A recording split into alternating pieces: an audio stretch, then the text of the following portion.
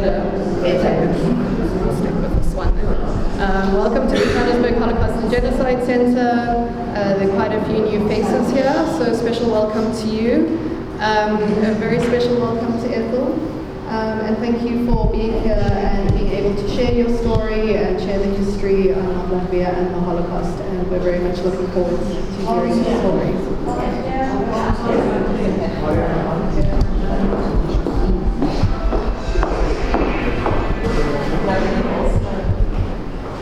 Is this better? I'm going to pass on to Professor Mark Gilman, who's going to introduce our speaker for today. And we will have a question and answer session afterwards, so please enjoy your morning. Please feel free to ask questions.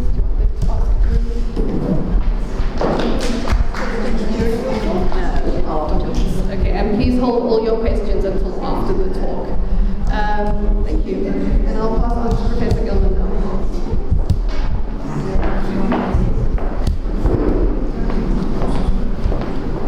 Good morning, ladies and gentlemen. It's a great honor and a privilege for me to introduce Ethel Davis to this audience. And my credentials for being able to do so is a mere 50 years of friendship. I've almost known her longer than her children. Now, I'm not going to keep you very long, but I just want to highlight some of the things that have struck me over the many years I've known Ethel and her family. And that is, she's indefatigable, she's extremely adventurous, and unlike a lot of older people, she believes that if you haven't got something, you get on with what you already have. And for that reason, she's sitting here before us. And I would also like to mention three highlights as far as I'm concerned. When she was in her mid-70s, she could be seen on a lake in Australia being dragged around at high speed at the back of a speedboat, holding on for dear life to a tube. Now, I wouldn't do it at my tender age. And then the other two highlights for me were, one, the fact that in her 80th year, she went parasailing. And then being a published author myself, I know what a lot of work goes into a book, and most people think it's just the writing. But in fact, that's the easy part. It's the production which makes the author want to pull out their head. And she, at the age of 80, could be seen walking down cobbled streets in Latvia to try and uncover what had happened to the family that stopped writing. And this ended up in the fruits of the book, which he's going to now talk about. And without anything further, I'd like to hand you over to Ethel.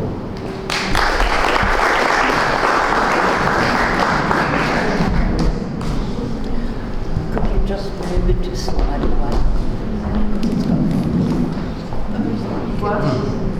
I'm doing it.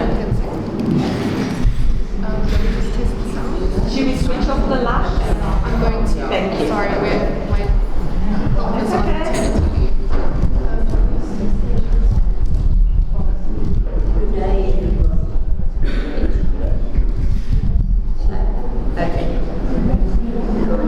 Okay. I hope you can all hear me.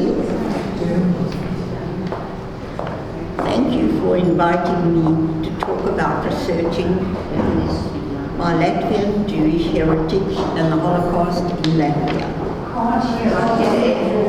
Please be adjusted. Well, then maybe we should use a forward.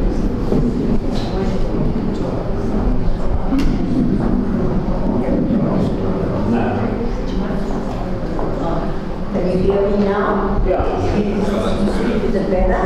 Yeah, that's good. Okay. Thank you for inviting me to talk about researching my Latvian Jewish heritage and the Holocaust in Latvia. I spent 10 years of research and 3 years of writing the first edition of my book, Latvia's Haunting Secrets, which was launched at the City Jewish Museum in March 2013. Right?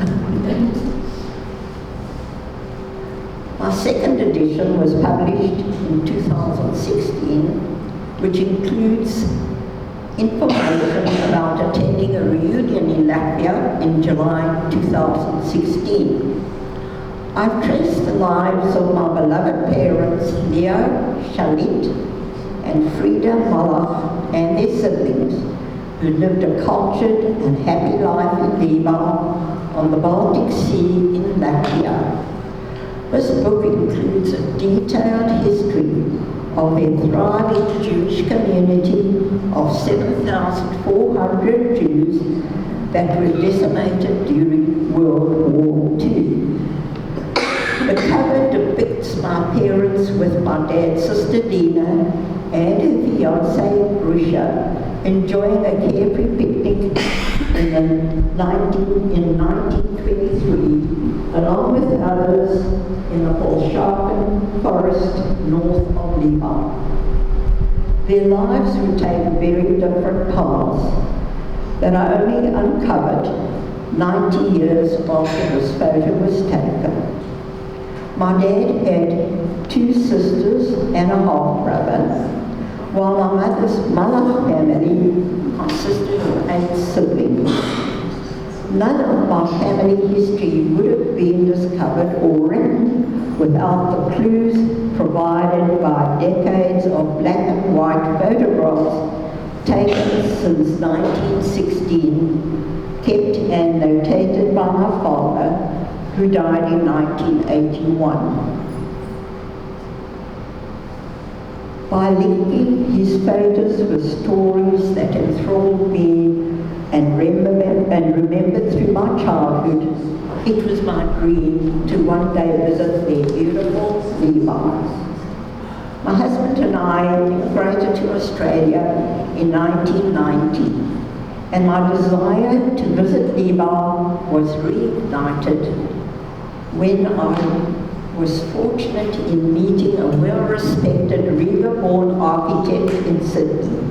He identified places in my dad's photos, and I spent many hours with him when he told of the privileged life led by him and his family before going to Australia. He also translated Russian descriptions on memorials and gave me advice on how to travel to Latvia. Liban is now known as Lapaya, which I often call Liban because that's the way I remember the town that my parents came from. My parents married in 1924, and with their firstborn son, they migrated to South Africa in 1927. Most of my parents' brothers and sisters had already migrated there, so I enjoyed a large extended Latvian family as I grew up in South Africa. Initially, I sought the assistance of a Latvian self-described genealogist who researched for a fee. His limited findings in 2007 were typed in poor English and drawn from archival references, city directories, cemetery records, and newspapers database. Disappointed, I realized I would have to do my own research.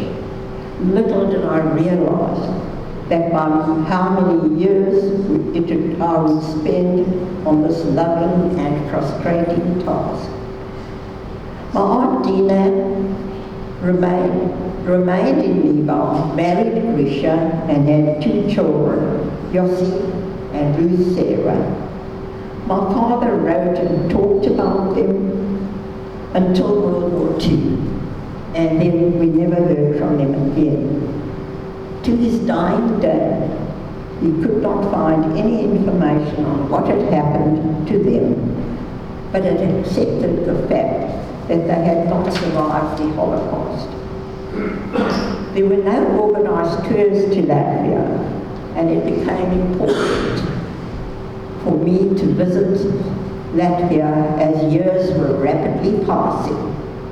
I was pleased to find a tour comprising of American genealogists who visit Lithuania every year. So in 2010, at age 80, I decided to travel solo, accompanied only with my walking stick, and to Latvia before joining the American tour, which started in Vilnius, a 5-hour bus trip from Riga. After landing in Riga, I took a bus to Liban, and my first stop was the information office, where I could not find anything about the Jewish history.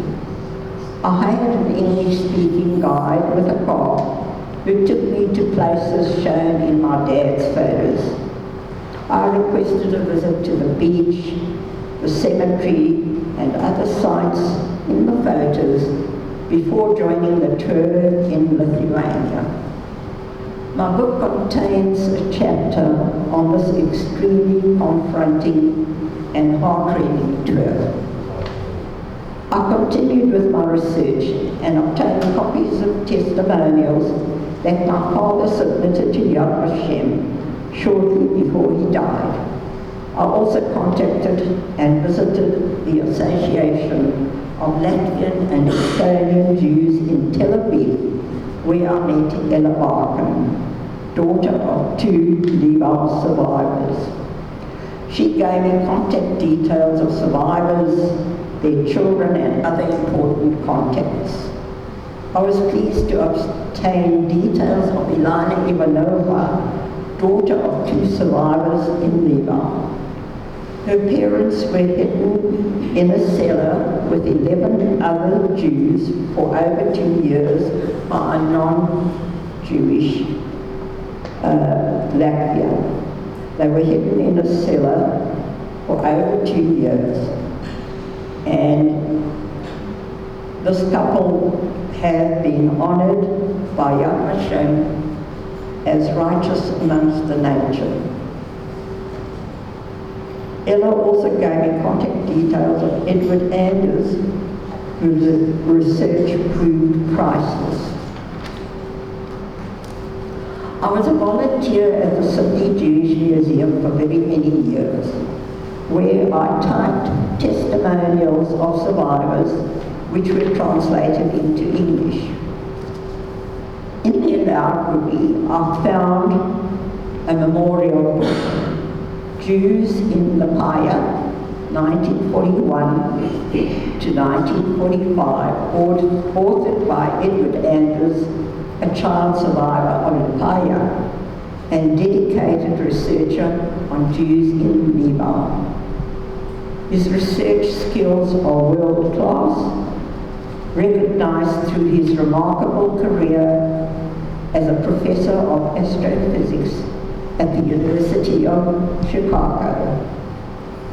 I felt a cold shiver go through me when I discovered the names of my beautiful Aunt Dina, her husband Grisha, and their 2 children, giving exact dates and places where they were murdered. According to Edward Anders' exhaustive and thorough research, only 200 of the pre-war Jewish population of 7,400 Levites survived World War II. There was 33 survivors hidden by 26 non-Jews, all honoured as the righteous amongst the nations by Yad Vashem. Fortunately, I was able to communicate in English with Ilana, who gave me advice on how to contact the Latvian State Archives in Riga. Ilana also assisted me by ordering copies of my parents' marriage certificates, birth and death certificates of my family family members from the Registrar of Births, Marriages and Deaths. I made a formal request with a prepayment and sent it to the Latvian State Archives in Riga to obtain information on specific questions. Among the scant information I obtained, and what mattered the most in my research, was the scan of my parents' exit visa to leave Latvia for South Africa. For the South African portion of my family history, special mention is due to the Isaac and Jessie Kaplan Center for Jewish Studies and Research at the Cape Town University. They have a database of Jews in South Africa, founded in 2002. The Centre built a comprehensive database of South African Jewish immigration and immigration. Its modest aim being to map the entire history of the Jewish migration in South Africa, commencing with an estimated 15,000 core families who migrated over 100 years to South Africa from 1850 to 1950 from Lithuania, Latvia, Belarus, England and Germany. I also contacted the National Archives of South Africa in Cape Town and Pretoria. Included in the information, I learned about my unknown Uncle Benjamin Mollo's tragic life and his misfortunes. He married and had 2 daughters. I was shocked to learn that his wife had him committed, claiming that he was of unsound mind. He spent 6 years in the Natal Government Asylum, where he died, and in spite of exhaustive research, I've been unable to trace his daughters. It now became important that I make a second visit to Levi, to pay for and collect the documents ordered by Ilana, and to meet Ilana, who has dedicated her life towards the resurrection of the Levi Jewish community. My second visit was in 2012, where I was delighted to meet Ilana. Her warm greeting was like that of a long-lost relative. She advised me of the cost of obtaining documents from the Levi Registrar of Births, Marriages and Deaths, which I had to collect. Over breakfast, Ilana told me she had hired a taxi who was unable to speak English, but she had given him specific instructions to take me to important sites that day. The taxi took me to the cemetery, where we met an official who had been requested to look up grave plots of my grandparents and relatives. The official accompanied us to various grave plots, which were difficult to identify without his help. The taxi also took me to Skede Beach, some 15 kilometers from the town. Now, this was very different from the beach to which I was taken to by the English guide during my first visit. There is an enormous memorial, too difficult to describe, remembering the atrocities committed there by Nazis and their Latvian collaborators.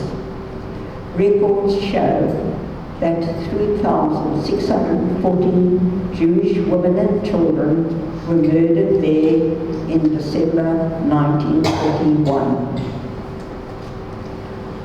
I was thrilled to receive an invitation to speak at the World Reunion of Latvia Jewry to take place in July 2014. On advising my family of this honor, I was delighted that my 3 children, their partners, the wife of my brother Ben Shalit, from Israel and their 2 daughters promised to join me at this special event. My goal now was to have memorial tombstones erected on my grandparents' grave plots before the reunion. So through correspondence with Ilana, I was told of the cost of the tombstones and the size of the plaque maker's templates. I composed the wording of each plaque, assisted by my rabbi to fit the plaque maker's templates, and prepaid the cost, insisting that the tombstone be ready before returning to Latvia in July 2014. On arrival in Latvia, I was alone, but determined to participate in the 4th of July 2014 Holocaust memorial events in Riga.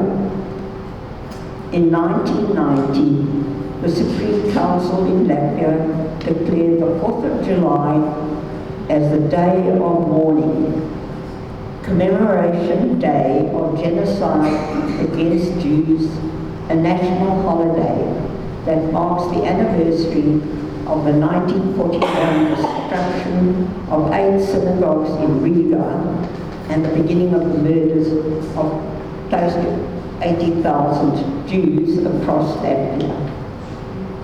At the old Jewish cemetery memorial, a service was conducted by hundreds of participants who then undertook the walk for life to the site of a choral synagogue to which the Nazis and collaborators set fire and destroyed, filled with its congregation on the 4th of July 1941.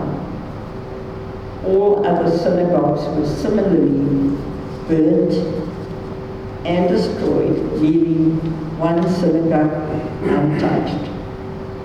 Thereafter, I took a bus to Lviv to attend the reunion and to eagerly meet my family. The World Reunion of Lviv Jewry, July 2014, was attended by aging Lviv survivors, their families and descendants of other Lviv Jews, gathered from over 4 continents. It was meaningful having my entire immediate family with me.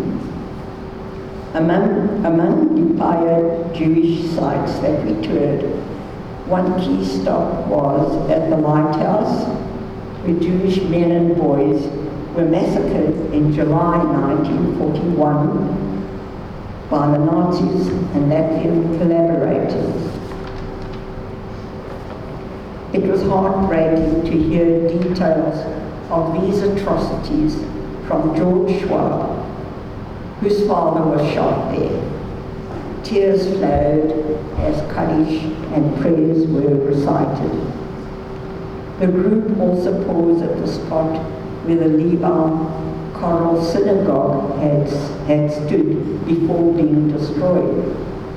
Jewish men were commanded by the Nazis to dismantle the synagogue with their bare hands and to trample and destroy the Torah.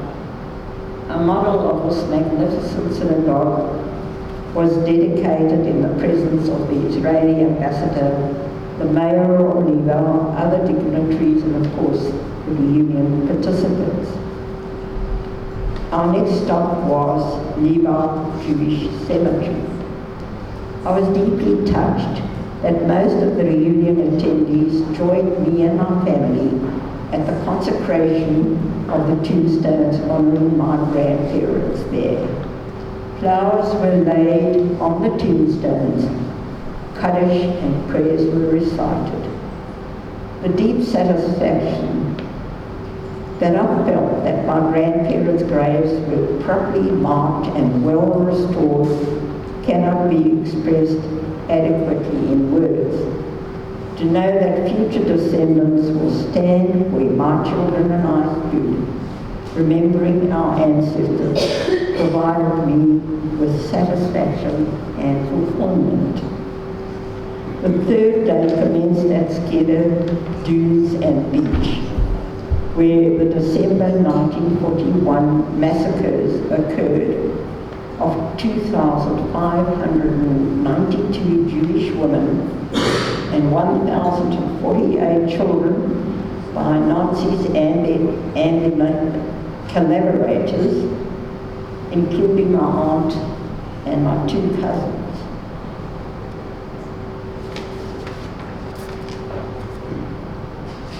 A moving memorial service was held by a huge audience, including descendants of the righteous. The crowd then participated in dedication of sculptural tributes to each of the 26 Levi righteous amongst the Gentiles. Just one example is Robert and Johannes Seddels, who sheltered 11 Jews in their basement. And among those were the parents of Ilana, my Levi connection. Now the conference talk. I was one of 10 invited researchers who presented on the conference theme, Jews in the History of Latvia. Following my presentation, I showed my dad's vintage photos that interested the audience, most of whom were seeing old Levi Jewish life for the first time. When the photo screened of conscripts in the Russian army in 1916, a woman stood up and pointed to the screen and cried, "My Vater, my father." And there were gasps from the audience. That was a momentous reunion, as my family research provided another family with a record of their own Levi past. The reunion closed with a delicious dinner and a concert performed by local musicians. There was a great feeling of camaraderie as the reunion ended with singing of Hebrew songs and community singing. The reunion was an unforgettable and incredible experience. I was privileged to meet Professor George Schwab, sharing our breakfasts and other events throughout the reunion. He is President Emeritus, National Committee on American Foreign Policy, and we still correspond to this day. And he's promised me that as soon as he's completed his manuscript, he will send it to me. I'm also in regular touch with Mitchell Lever of Chicago, the director of the film Rumbula's Echo, still in the process of production, featuring the 1941 massacres of over 26,000 Jews outside Riga in the Rumbula forest. Rumbula's killing is a major but little known event in Holocaust history. His family also originated from Levi, and he ordered a copy of my book. I was overjoyed that he requested permission to include a number of my dad's vintage photos in his film. Before returning home, I hired a taxi in Riga who was unable to understand or speak English. But when I mentioned Rumbula, he knew what I wished to visit. Following the first memorial, he drove 5 miles into the forest where the main memorials were found. The driver supported me, so we walked along a rustic path until arriving at a clearing containing huge wooden memorials and a massive menorah. I also visited the museum in the forest, recording the atrocities that occurred there. Returning to Riga, singing filled the streets with 460 international choirs performing. I hired a cycle rickshaw and was uplifted by the joyous sounds of music after the confronting and emotional day. And now for updated news that Riga is proud to acknowledge that the government Jewish school celebrated its 30th anniversary. Today it has 340 students and 42 teachers. Israel provides teachers who teach the students Hebrew. It's also interesting to note that the recently appointed Prime Minister met with representatives of the World Jewish Restitution Organization in New York to discuss legislation introduced to address outstanding Holocaust property claims. The present Jewish population of Latvia is approximately 10,000. Remember, prior to Holocaust, Latvia had 93,000 Jews, of which 43,000 were in Riga, and today there are less than 300 Jews in Latvia.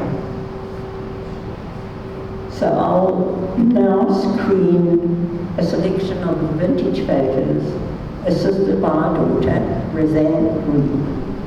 Thank you.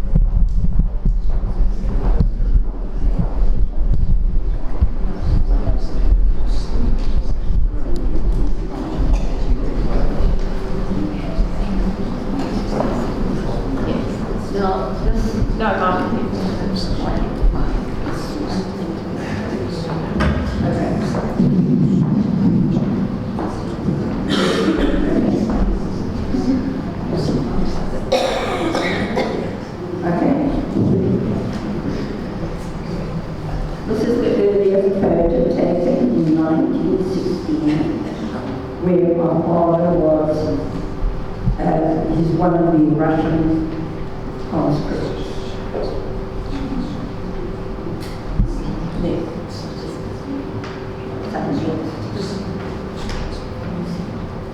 Now, this is the first photograph Into the that my mother wrote. My mother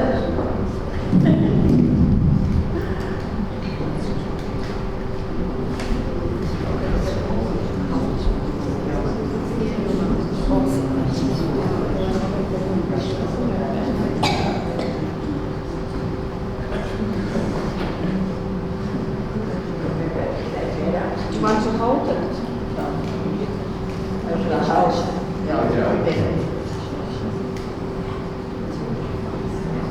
Into the man.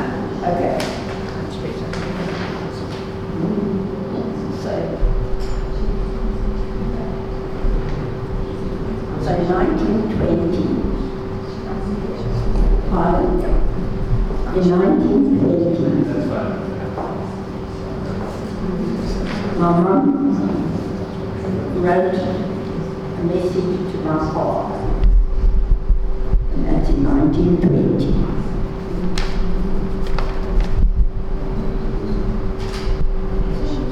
Yes, I know. And not so fast.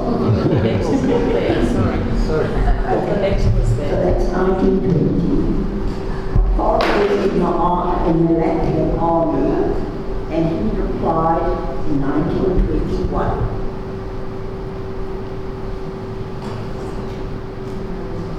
Now that's my parents' greeting on the beach. No, their clothing on the beach.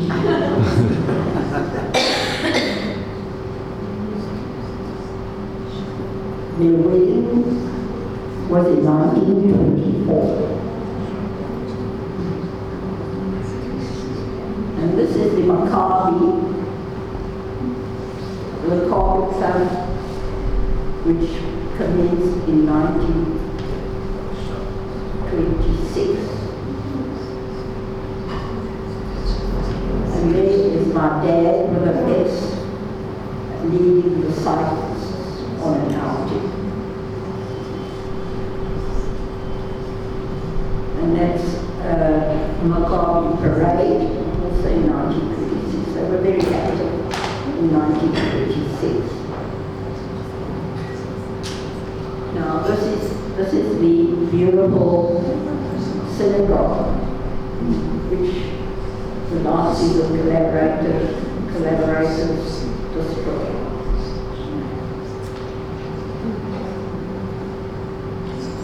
That's my mother with their firstborn son.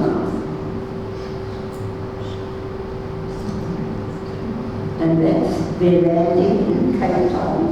You can see Table Mountain in the background, 1926.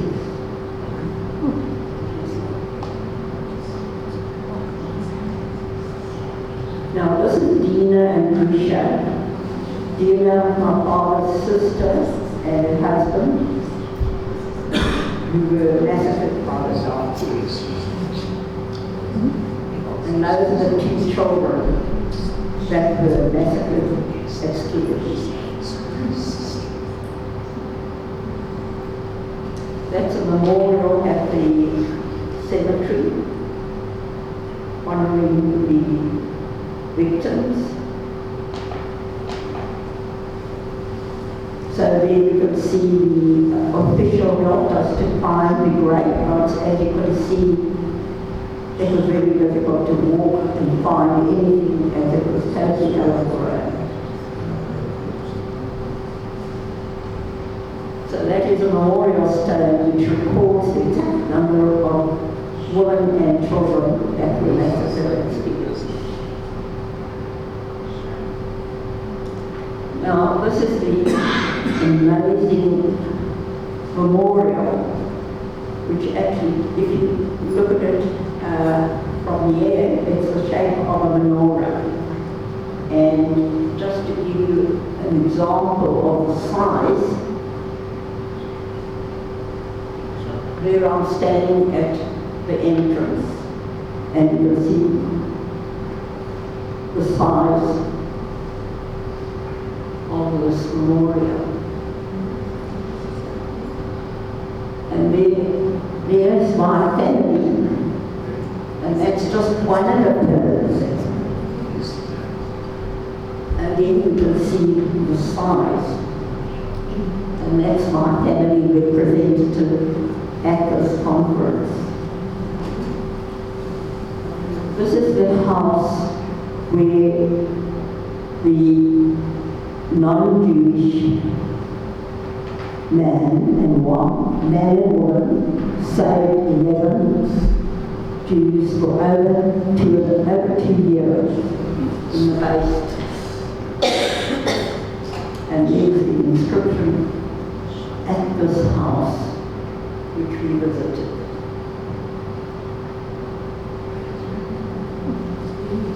Can you go back? Okay. That's me giving Oh, sorry. That's me giving the talk in the 1 minute. They just want to read it. Oh, I want to read it. Okay.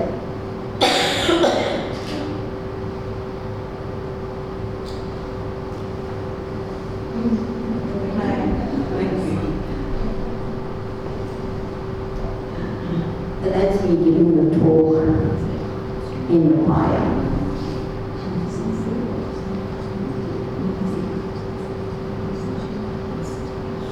Those are the tombstones that I had erected, and we consecrated. It was consecrated in a prairie of my immediate family. Now, those posts are sculptural tributes to all the non-Jews who helped hide Jews during the Holocaust. And they were all honoured. That day we had an amazing memorial service.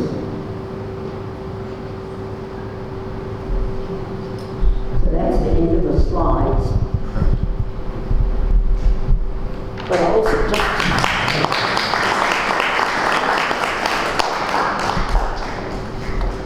want to update you before answering questions.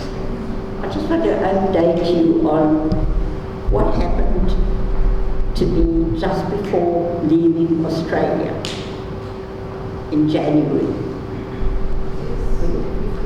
There's another one past there. Sorry, it was there. Oh, is there more past there? Yeah, there's I'm sorry. hopefully that's what you're going to talk about.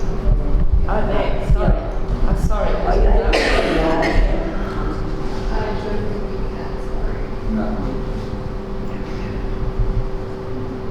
I was approached by a film director in Brisbane who is preparing a film on the atrocities that occurred at Skeda Beach. And he has requested me to be his consultant. And he forwarded me the script, and we are currently in discussion. And he's not Jewish, but I think he has past family.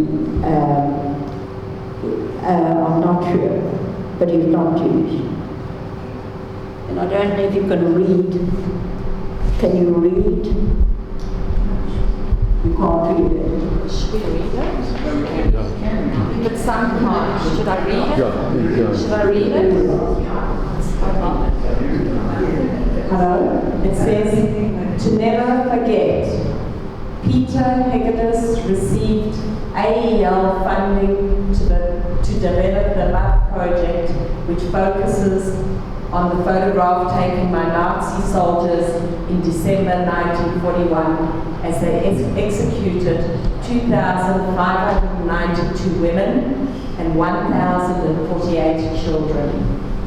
To provide a fresh perspective and introduce the Holocaust to younger generations, Peter will use 360-degree video to create short films by dramatizing the lead-up moments to the photographs taken.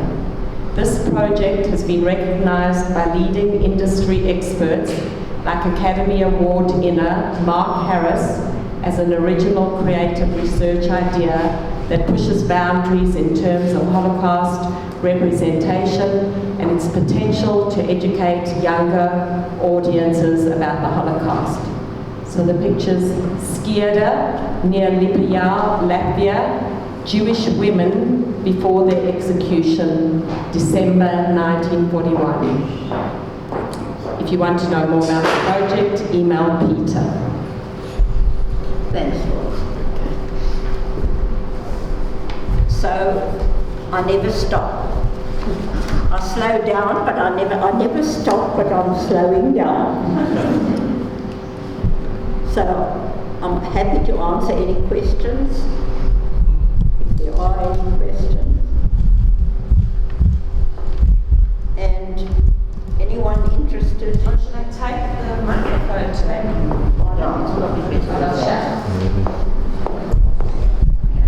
She's got to sing.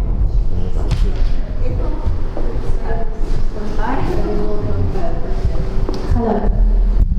My family is also from Latvia and I'm planning to go there in June. One of the things that I'm trying to understand is when you speak about the murder of Jewish people there by the Nazis, I understand. The thing that I struggle with is they use the term the Latvian collaborators. What does that mean? Were these people, asked, would you like to come and kill Jews today? I don't understand practically what was that. Or did they say, we want to work with you? I don't understand what collaboration means. Sorry, I'm not hearing you clearly. Okay. What Are you does it able to mean? come up? Okay.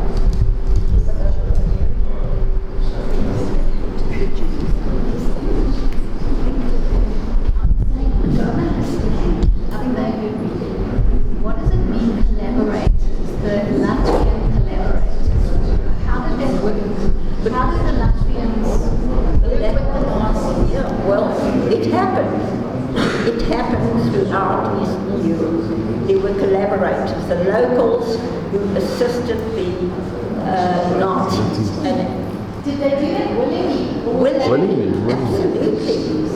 And that's a sad thing, that today they're trying to suppress the fact that there were so many collaborators assisting the Nazis.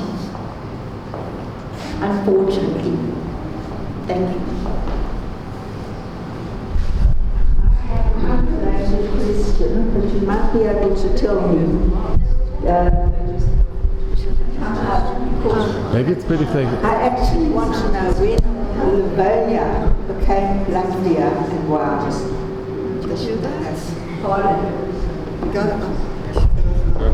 Maybe it's better if you go up.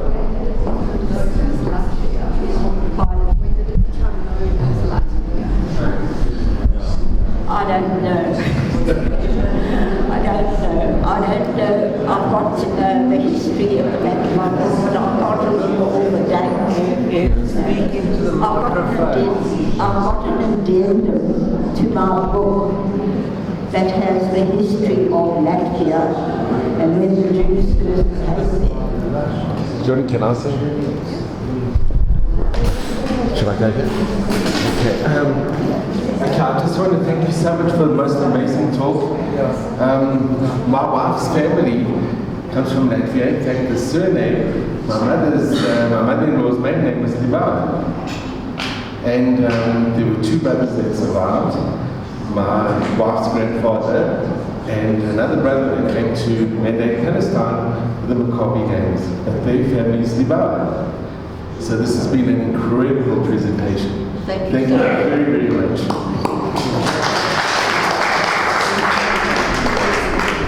If you have any more questions? Ethel, I want to know that first picture of your family in that wood. Was that where the executions occurred some years later onwards? No, that forest. Yes. No.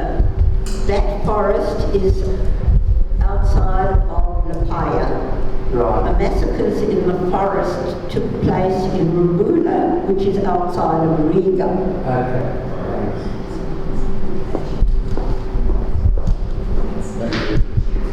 Do you have any more questions? Just before we end, I'm going to pass over to Professor Gilman. Yeah.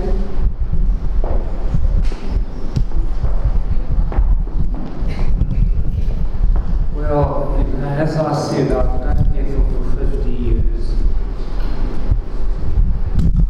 But to have the guts to do what she did is something very special. I have difficulty going to the museum here, and for her she had 2 replaced hips, and just hobbling down that cemetery is a testament to her greatness as a person.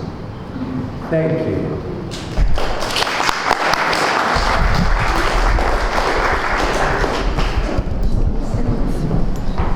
Alright, so a very big thank you to you for taking the time to be here today and sharing your story with the centre and everyone who's here. Also a very big thank you for this entire project, for making sure that the research is done, that the stories are told, and that we can therefore keep telling them, which is a very important part of what we do at the centre.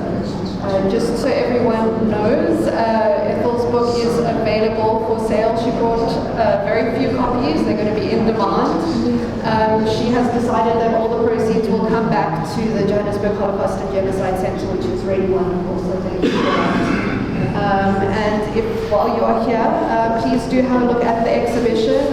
There was a question about the collaborators and the Insights Group, and there is information about that in the exhibition. If you have any further questions, please feel free to find some of the staff as well. So a very big thank you to you. Thank you to Professor Gilman. Thank you to all of you for being here today.